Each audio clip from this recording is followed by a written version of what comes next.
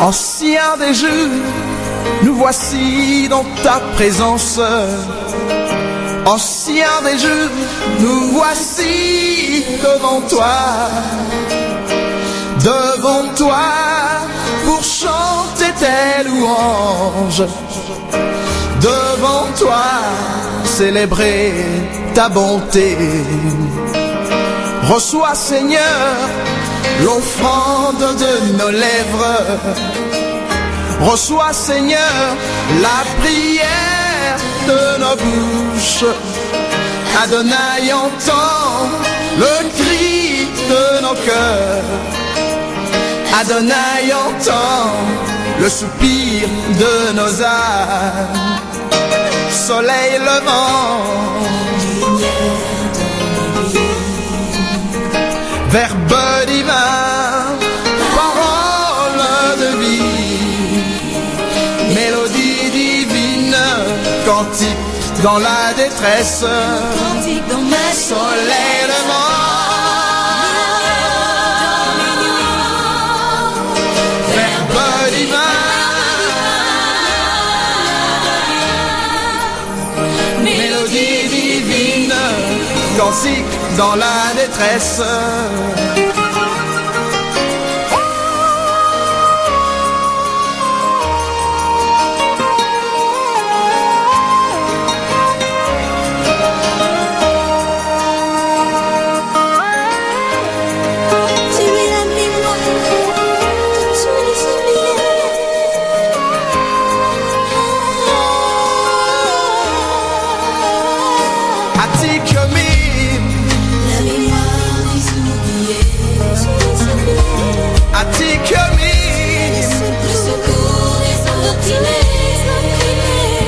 Adonai, tu es le recours des condamnés.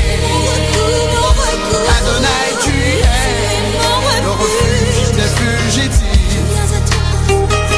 Auprès de toi,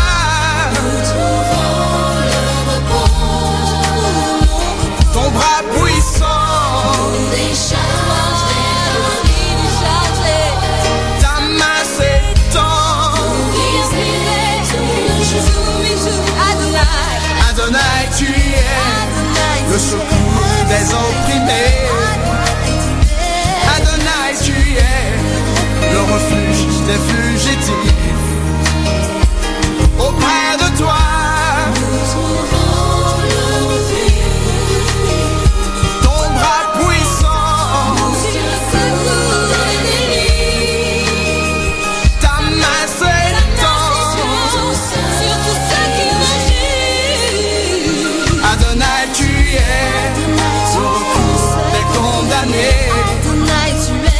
Adonai, tu es le refuge des fugitifs. Voilà donc pourquoi nous te louons, glorifiant ton saint nom par l'offrande de nos lèvres. Voilà donc pourquoi nous te louons,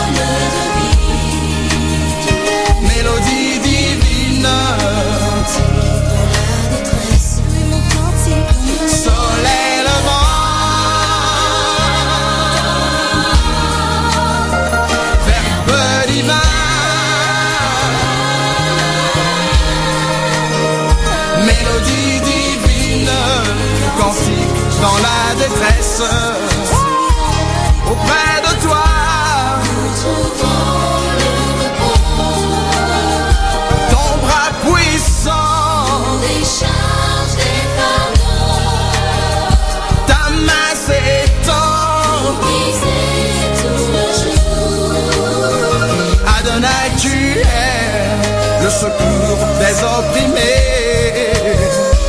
Adonai, tu es le refuge des fugitifs. Toi, Adonai, tu es le refuge des fugitifs. Auprès de toi, ton bras puissant, ta main s'étend. Adonai, tu es le recours des condamnés. Adonai, tu es le refuge des fugitifs. Soleil levant, Verbe divin, mélodie divine, cantique dans la détresse, soleil levant, Verbe divin,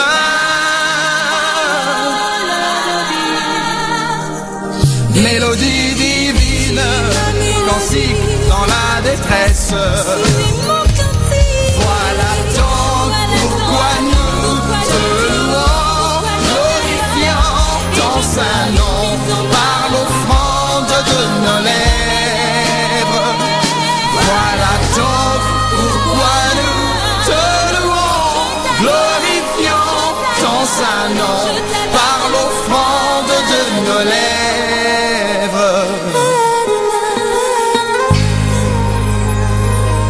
Le sujet dont je vais vous parler ce soir doit être aussi vieux que le monde. Et pourtant, il n'a rien perdu de son actualité, au contraire. Il est appelé à faire parler de lui de plus en plus. Ce que vous allez entendre ce soir, vous ne l'oublierez jamais. Même si vous vous efforciez de ne plus y penser. Ne croyez pas à une sorte de pédanterie de ma part, parce que j'aurais parlé d'une façon telle que vous ne pourriez jamais l'oublier dû à mon éloquence. Non, non, pas du tout. Ce que vous allez entendre sera inoubliable dans le sens que vos voisins, la radio, la télévision, les journaux vous en reparleraient. Je vais vous parler des tremblements de terre. Nous savons tous ce qu'est un tremblement de terre pour en avoir entendu parler ou pour l'avoir ressenti à faible intensité. Pour employer une expression triviale, pourtant due à la plume d'un savant, un tremblement de terre, c'est la croûte terrestre qui se met à vibrer un peu à la façon de la peau d'une vache quand une mouche vient la taquiner. Mais ce qui nous intéresse, c'est de connaître les causes des secousses telluriques. Et en voici deux. Premièrement, une cause naturelle et physique. Comme la peau d'une vache tremble sous l'effet d'une irritation, de même la croûte terrestre vibre sous l'effet de certaines irritations. Au temps où la science faisait ses premiers pas dans ce domaine, on croyait qu'il se produisait des crevasses dans le fond des océans et que de grandes quantités d'eau entraient en conflit avec les masses incandescentes au centre de la Terre, produisant de gigantesques déflagrations dont nous ressentions les effets en surface. Cette théorie dite du catastrophisme a été abandonnée et remplacée par celle des plaques tectoniques et de la dérive des continents. Pour plus de renseignements, prière de s'adresser aux travaux de l'éminent volcanologue que fut le regretté Harun Taziev. Voici un court extrait de ce qu'il écrivait dans un journal de la presse helvétique. Je lis. 100 000, 500 000, 1 million de morts en l'espace de quelques minutes. Imaginez-vous que cela puisse arriver autrement que par le déclenchement de quelque absurde guerre nucléaire? Non, sans doute. Et vous avez tort.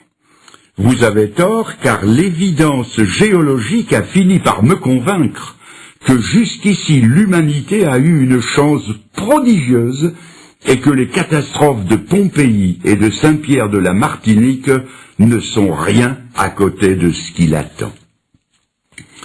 Il y a aussi une deuxième cause d'ordre spirituel, et c'est celle qui va nous occuper à présent.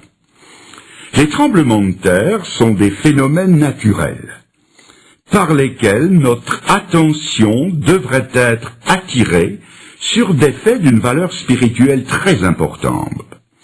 La Bible nous en parle à plusieurs reprises. Et je vous lis ces paroles que je trouve dans l'évangile de Matthieu au chapitre 27 et à partir du verset 50. Nous sommes dans la finale de la passion du Seigneur. Et je lis que Jésus, en croix donc, poussa un grand cri et rendit l'esprit. Et voici, la terre trembla. Les rochers se fondirent. Le voile du temple se déchira en deux depuis le haut jusqu'en bas. Le centenier et ceux qui étaient avec lui pour garder Jésus, ayant vu le tremblement de terre et ceux qui venaient d'arriver, furent saisis d'une grande frayeur et ils dirent « Assurément, cet homme était le Fils de Dieu ». L'événement que je viens de lire est le centre de l'éternité et d'une portée universelle au sens le plus large du terme. De quoi s'agit-il? De la mise à mort de 3 condamnés. Et le fait eût été sans importance et ne serait jamais parvenu jusqu'à nous si l'un des 3 n'avait été le Fils de Dieu. Toutes les puissances du ciel et de l'enfer étaient dépêchées en observation autour de la croix. Jésus-Christ livrait au prince des ténèbres la bataille décisive qui allait lui ravir la suprématie sur l'enfer et sur la mort. Le salut de centaines de millions d'âmes était en jeu, le salut de mon âme et de la vôtre. D'un côté, il y avait Jésus-Christ, qui venait pour expier les péchés de tous ceux qui croiraient en lui. De l'autre côté, il y avait Satan et ses émissaires qui, sachant que leur défaite s'approchait à mesure que s'approchait la mort du Seigneur, tentaient de le dissuader de poursuivre son œuvre en l'incitant à descendre de la croix par ce défi. Si tu es le Fils de Dieu, descends de la croix. Si par sa mort, Jésus allait, comme il est écrit, goûter la mort pour tous ceux qui désormais mettraient leur confiance en lui allaient échapper à la puissance du prince de la mort et lui glisser entre les doigts. Et comme Satan est le plus implacable ennemi de la race humaine, tous ses efforts se sont concentrés sur le Fils de Dieu pour essayer de le détourner de son but. Au paroxysme de la souffrance, il s'est bien écrié « Mon Dieu, pourquoi m'as-tu abandonné ?»